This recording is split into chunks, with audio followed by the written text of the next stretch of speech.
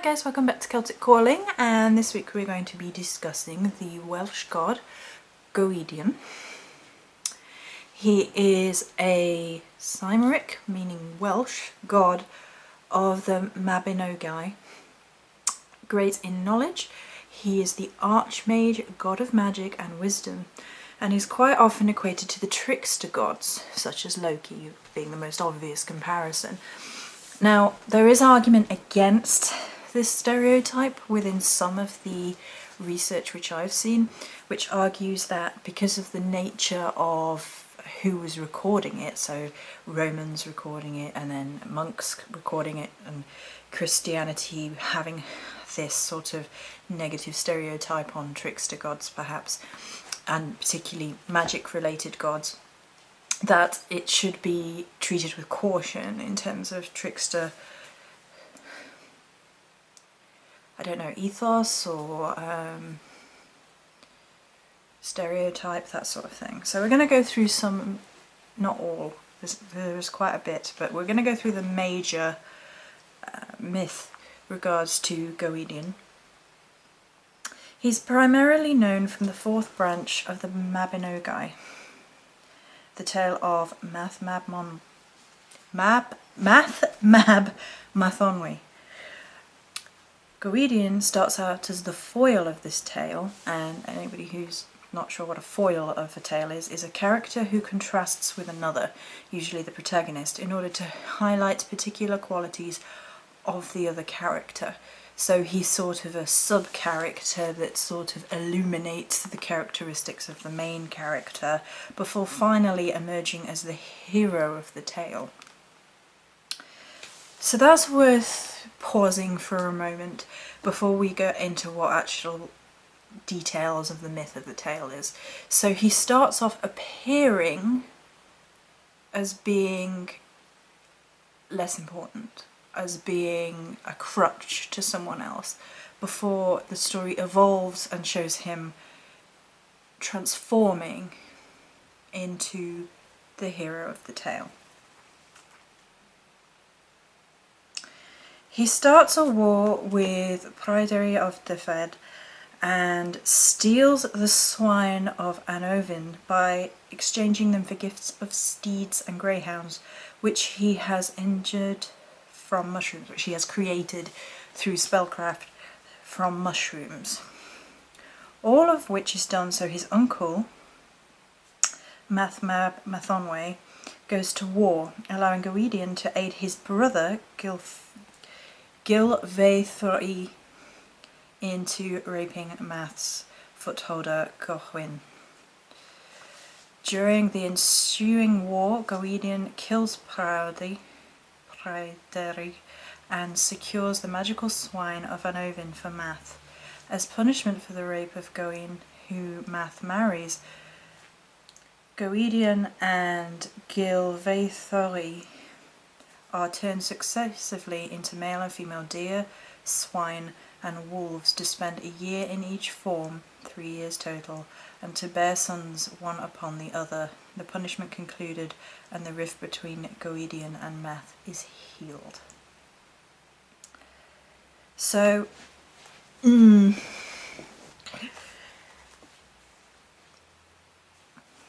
there's definitely elements of villainy in the beginning, you know. It does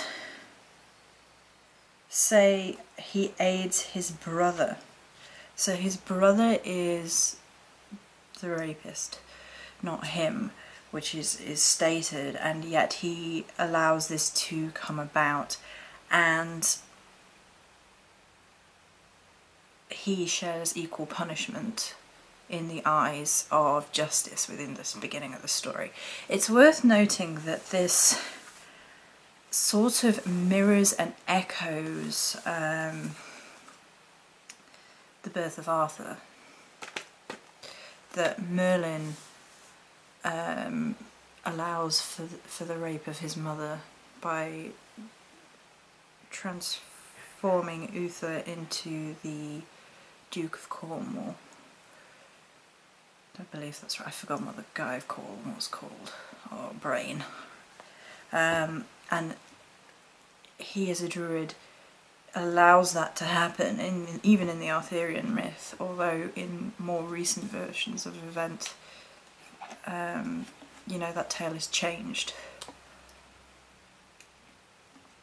to sort of clear that out.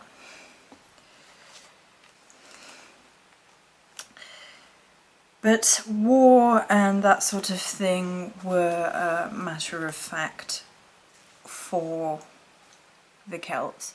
However, it shows the importance of women in that such a punishment is meted out, because Gwydion is blood relative to Math, and Math has magical powers as well, and he punishes him by changing him and his brother into a deer, swine, and a wolf to bear sons to bear sons together. You know, it's a vile punishment for a vile crime.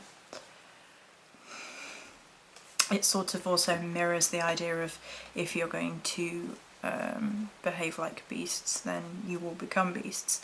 And the fact that the 3 is there is very important in Celtic mythology. They're turned into 3 different animals and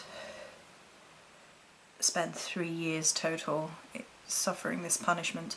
And that's the idea of 3 being connected with rebirth, you know, life, death and rebirth, maid, mother, crone, father, warrior, father, sage, and the cycles, you know, past, present and future. All things are interconnected, or a lot of things are interconnected in Celtic mythology in terms of 3. It's like taking who he was and forcing him to be reborn by literally shape-shifting him into different animals and meting out punishment. Following this, the rift is healed. It didn't, interestingly enough, say how Gawain felt about it after Math had married her. Math now asks Gwydion who he would suggest as a replacement footholder, and Gwydion suggests his own sister, Erianthrud. She is brought before Math, and he tests her to see whether or not she is a virgin. Stepping over Math's magical staff, she bears a child, Dylan, on a small dark object that Gwydion covers in cloth and hides in a chest at the foot of his bed, which is slightly it's another. All these stories are a little bit on the bizarre side, and makes you wonder how much has been changed over oral generations. One morning, Gwydion hears a cry, opens the chest, and finds a child there. This child is reared by a wet nurse and grows very rapidly. At age 2, the child makes his own way to Math's Lease, which is a court, and Gwydion takes him to his mother, Erianthrud, so that he might meet her. She inquires of Gwydion as to who the boy is, and he replies that this is her son. Erianthrud berates Gwydion that he has brought the boy to shame her, and then inquires as to the name of the boy. The exact translation of what is said is, "What is the name of your son?" indicating that he is actually the son of Erianthrud and Gwydion, who are brother and sister. Now, again, on the face of it, a little bit Game of Thrones. But then again, you have to remember that we are talking in terms of magical births, for starters, and godhood and goddesshood.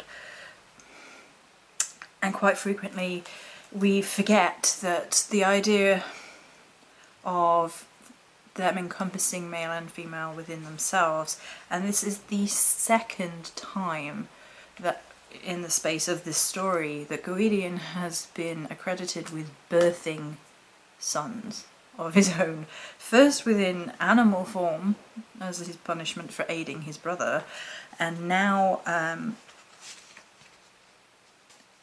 he brings his sister to a position of importance within Math's court, and presumably he knows whether or not she's a virgin, especially if that is the case. And when she steps over this magical staff, if she steps over the threshold, she gives birth, indicating that she's not. And the object, the odd object is then encaved in a chest and becomes a child, presumably through the magic and close proximity of magic and shape-shifting to Gwydion.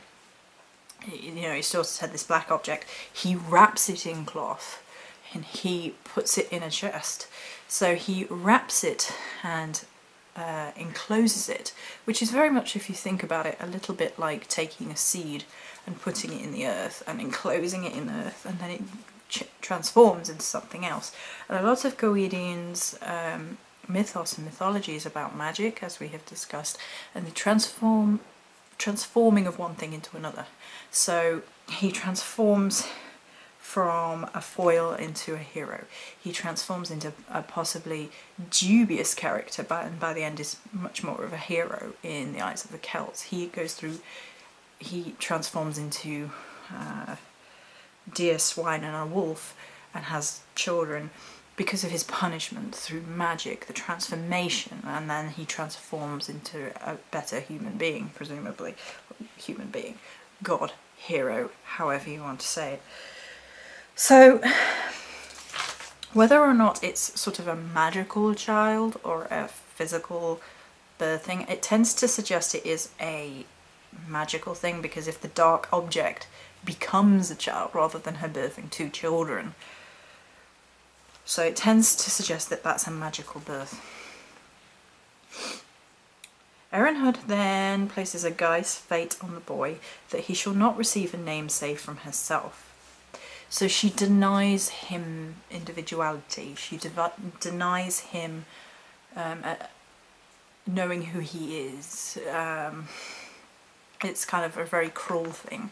If you consider the importance of names, and to know a name of a thing is to understand a thing, it is often said, particularly in terms of magic.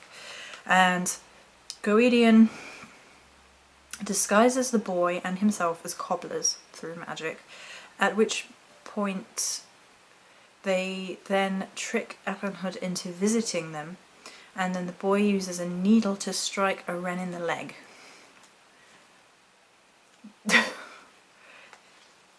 And Erenhud exclaims, "Truly with a skillful hand did the fair one strike it," and thus the boy was named Lleu, Fair One, Shining One. Gwydion removes the glamour, and Erenhud places a further guise on Lleu that he will not gain arms, weapons, if it is not by her own hand. Once again, Gwydion uses his magic to disguise them as bards and go into Erenhud's lease court. They entertain the court, and following morning Gwydion fashions a phantom invading fleet. He conjures with his magic an invading fleet. Erenhud implores him and the boy to help defend her lease, and thus does Lleu gain his arms given by his mother's hand. In denying him arms, she denies him the right to grow up as a man. In terms of Celtic mythology, you know, it was very, very much that honour was tied into war, the right to bear arms, to be a soldier, to defend themselves and their home, to prove themselves as a man. So she sort of denies him individuality, and then she denies him the right to grow into a man, which twice Gwydion foils. The illusion is dissolved and she is enraged, and a third guise, 3, is placed on Lleu, that he shall not gain a wife from the race of mortal women. To overcome this fate, Gwydion and Math arrange to create a wife for Lleu out of the flowers of oak, broom and meadowsweet. Meadowsweet, of course, being called the druid herb. Blodeuwedd is created and Lleu marries her. But one day, as he goes to his great-uncle Math's lease court, Blodeuwedd falls in love with a huntsman, Goranwy, and they decide to murder Lleu, tricking him into revealing how he may be slain. Goranwy casts a spear at Lleu, piercing him in the flank. Lleu screams and transforms into an eagle and flying away. Gwydion vows not to rest until Lleu is found.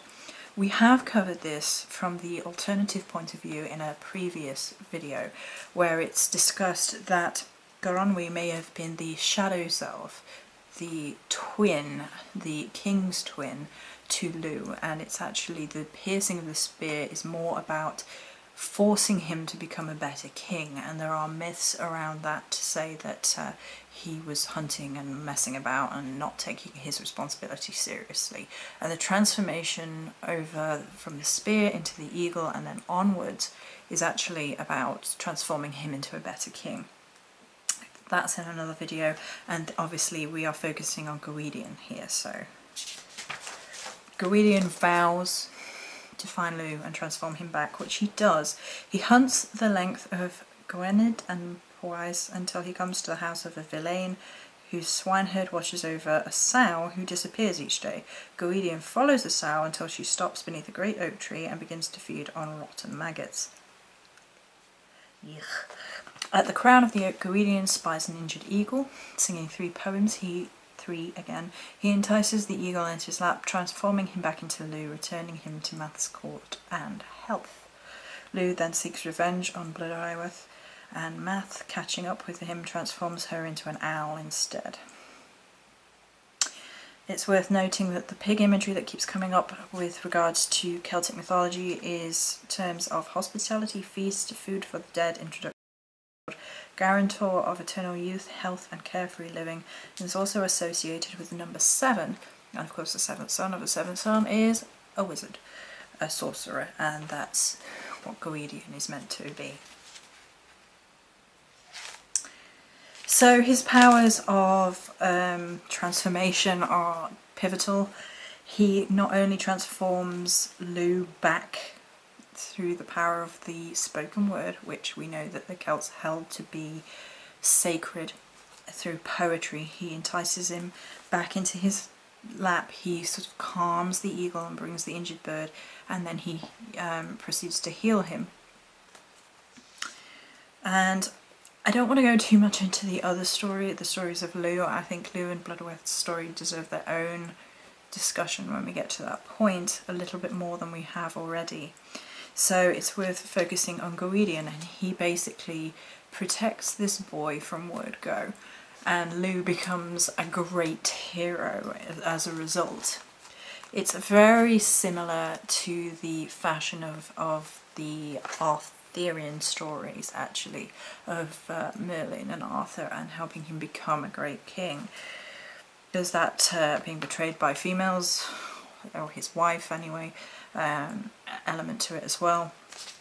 And therefore Gwydion also turns up in Tales of Taliesin, and I think is basically a direct influence of a lot of the Arthurian myth.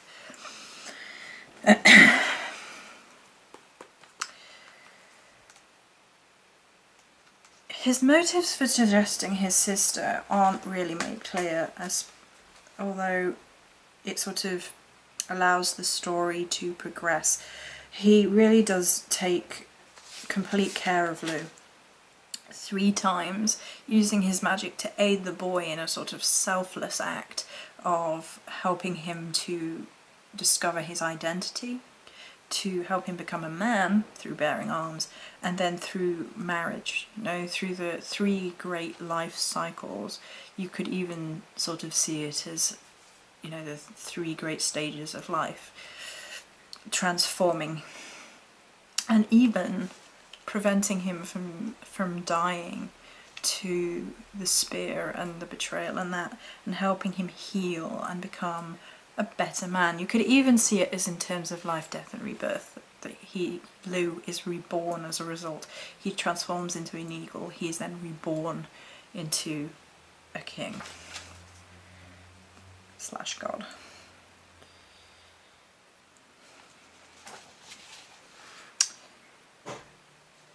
A lot of this is to do with his wits as well, to do with the intelligence behind something, and that is quite often an attribute which we see crossover in other realms of trickster imagery, of sorcerer imagery, that they have great intellect as well as magic rather than relying on brute strength.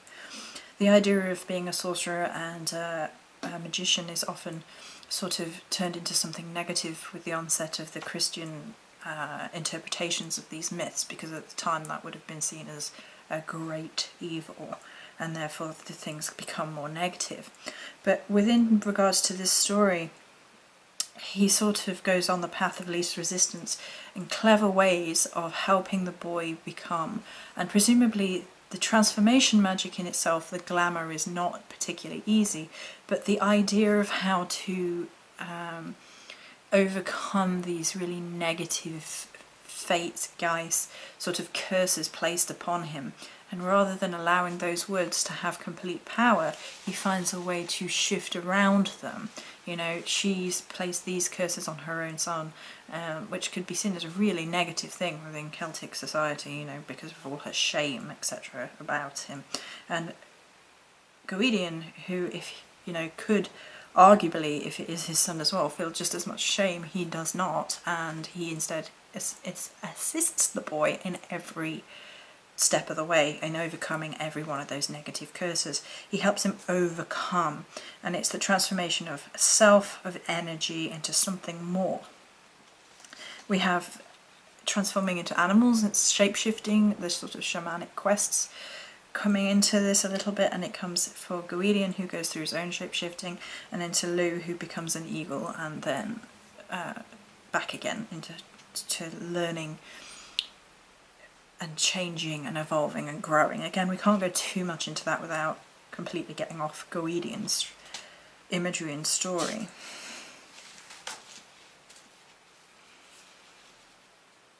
We've talked about the importance of the spoken word, and you know, it's the poetry that he sings to Lleu that helps Lleu transform back. It is the words he helps Lleu to hear from his mother, which allows him to bear arms each time. It's the importance of the spoken word, the importance of those geises, being that they're curses, that they have to find a way around them, and it is through words that the curses are placed, and through words that they are overcome. These fates are gotten rid of, if you like, found a way around. And then, of course, the actual physical creation of magic, of things, just through magical powers. He creates Blodeuwedd from flowers, and he creates a woman. Again, he gives birth to a woman, technically, through his magic. And I think that there is a strong undercurrent of him birthing things the whole way through, and it sort of ties into the magical essence of birth in some ways, and sort of ties into the idea of godhood not necessarily being male and female, but being a combination, about these things all being interconnected, and therefore these births are therefore possible through magical, if not physical, means, which I think is fascinating. It's sort of the balance of male and female, and through magic, through transformation, animals or godhood or even Blodeuwedd are born, are created, life, the spark. So I think we've covered all the points that I wanted to capture about Gwydion. We talked a little bit about the pig imagery, which keeps coming up.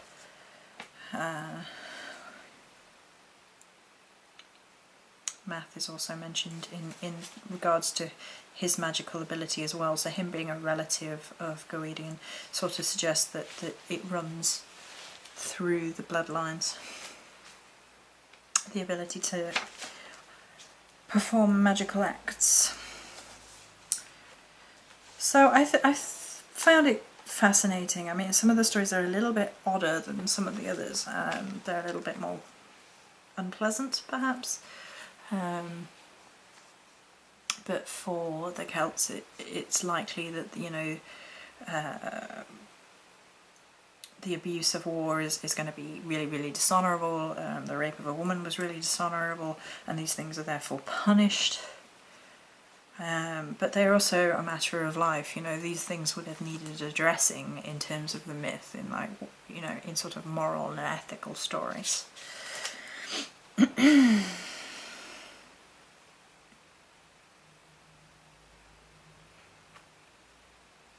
So I think that's all we need to cover for Gwydion. I hope you enjoyed this video, and many blessings.